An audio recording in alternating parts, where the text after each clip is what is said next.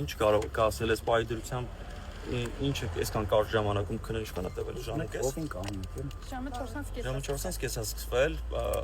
ու ես հրապարակվելու է ժամը 20:00 դատարանի որոշումը իսկ տեղի ունեցել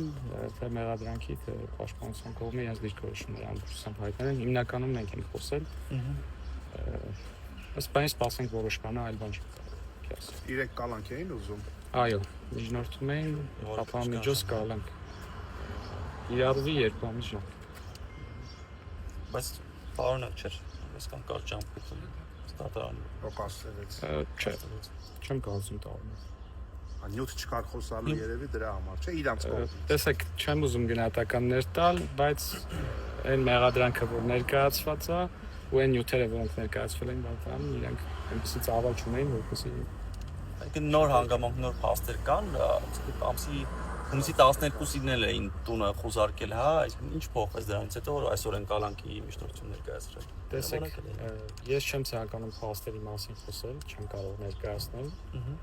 Հասկանալի պատճառներով, բայց կարող եմ նշել, որ այն